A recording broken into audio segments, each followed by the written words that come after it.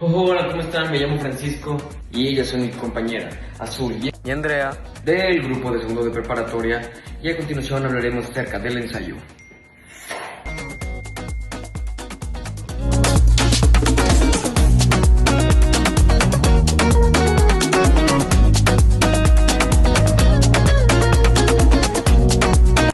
El ensayo. Primero, ¿qué es el ensayo? El ensayo es un tipo de texto que se escribe en prosa. En prosa quiere decir que es la forma actual de escribir o hablar. Bueno, que generalmente es expositivo o argumentativo, en el cual el autor tiene que reflexionar, discutir, evaluar y analizar un tema a su propia decisión. El formato del ensayo puede ser libre, ya que el autor, escritor del ensayo, basa todo su ensayo en información rigurosa y ya previamente analizada. El ensayo se puede tratar de cualquier cosa, pero suele usarse en las disciplinas académicas, filosóficas y económicas. Un ejemplo de ello es la metodología de la economía, escrita por Milton Friedman, en donde Friedman defiende que la economía debe ser positiva, es decir, debe de explicar y describir cómo es que funciona la realidad y no decir cómo debería ser. También hay otros ensayos, como el ensayo de la comedia, escrita por George Meredith y publicada en el año 2017, en el cual habla acerca de la naturaleza de la comedia, así de sencillo. Con estos dos ejemplos que acabo de decir, quiero dar a entender que se puede hablar de cualquier tema. A continuación, mi compañera hablará acerca del ensayo, su historia. Sus orígenes se pueden rastrear hasta la civilización griega, donde filósofos como Platón y Aristóteles escribían sobre la vida, ética y política. Ellos buscaban entender cómo funcionan las cosas y cómo debemos vivir. Después, en la civilización grecorromana, escritores como Séneca hicieron textos más personales sobre la moral y cómo llevar una buena vida, que ya tenían la esencia de lo que luego sería el ensayo. Incluso durante Japón, en el siglo XV, Yoshida Kenko escribió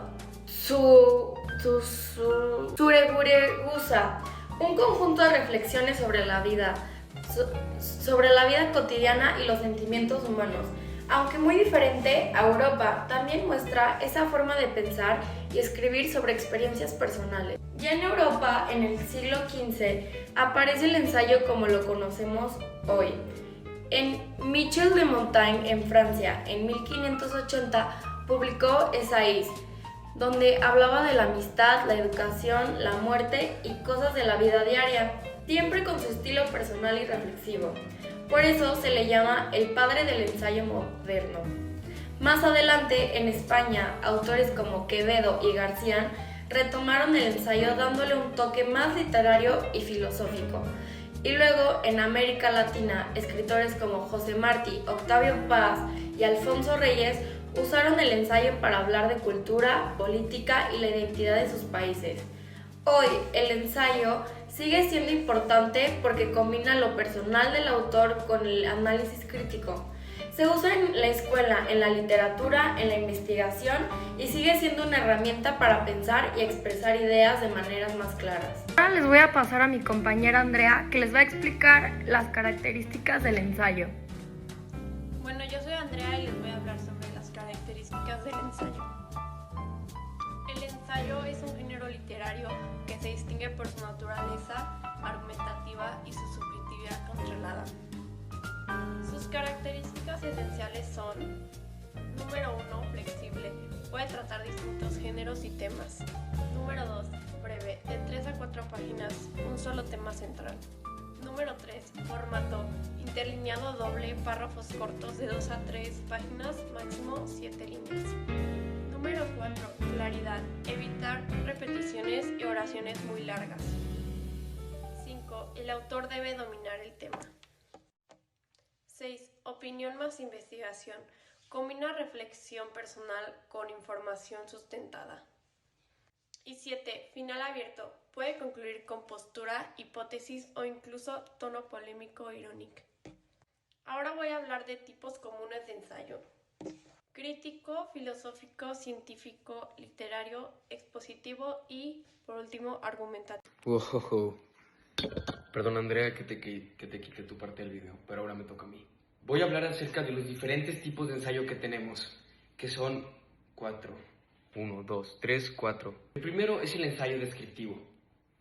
Su finalidad es describir un lugar, persona, objeto o situación detalladamente, o sea que literalmente hasta sepas qué olor tiene.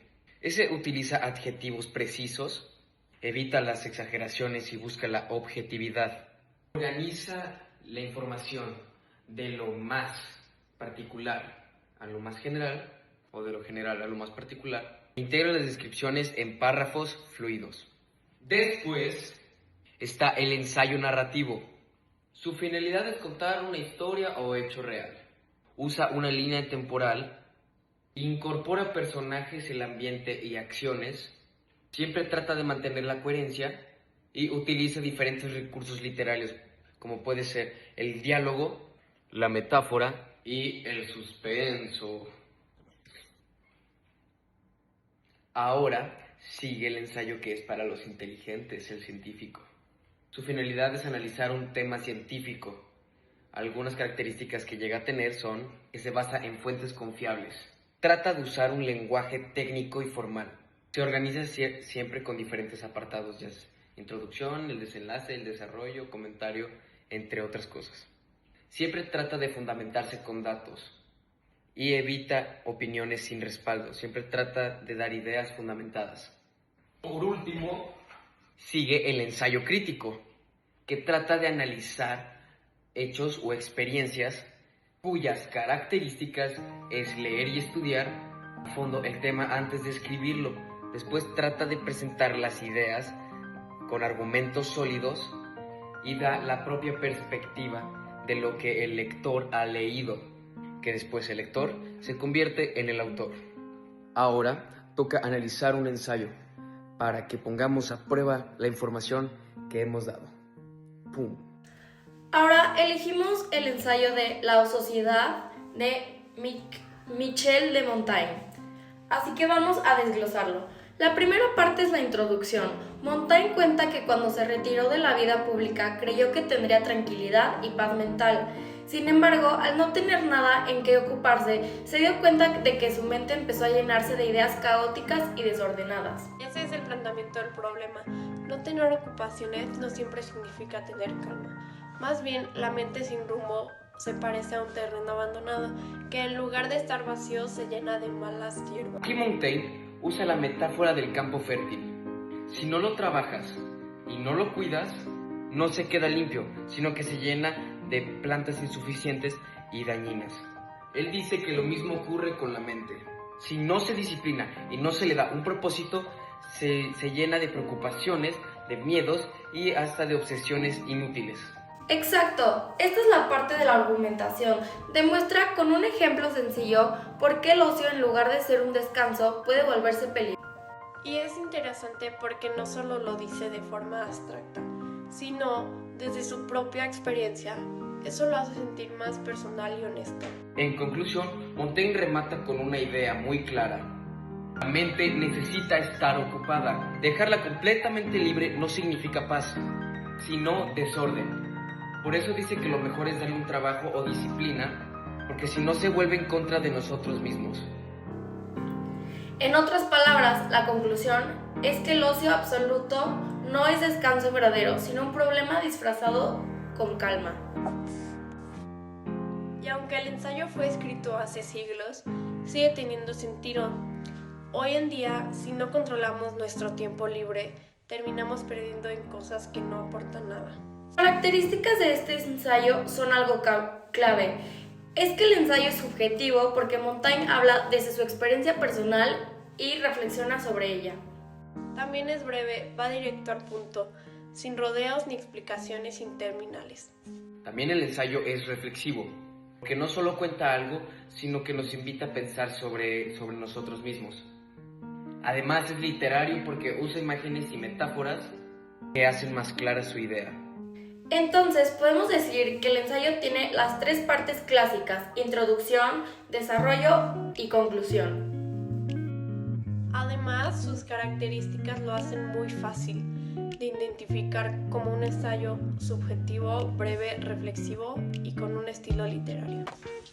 Lo mejor es que el mensaje sigue siendo actual. Cuidar en qué ocupamos la mente son de las cosas que son más importantes para nosotros, los seres humanos. Y siempre debemos tener la mente disciplinada. Conclusión: cada tipo de ensayo cumple una función particular dentro del ámbito académico y literario. El descriptivo permite detallar con precisión, el narrativo da vida a experiencias e historias. El científico fundamenta el conocimiento con bases en la evidencia y el crítico impulsa la reflexión y el juicio propio. Reconocer estas diferencias no solo mejora la capacidad de escritura, sino también la de análisis, ya que escribir un ensayo no consiste únicamente en organizar palabras, sino en comunicar con claridad ideas que invitan a observar, comprender y cuestionar la realidad desde distintas perspectivas.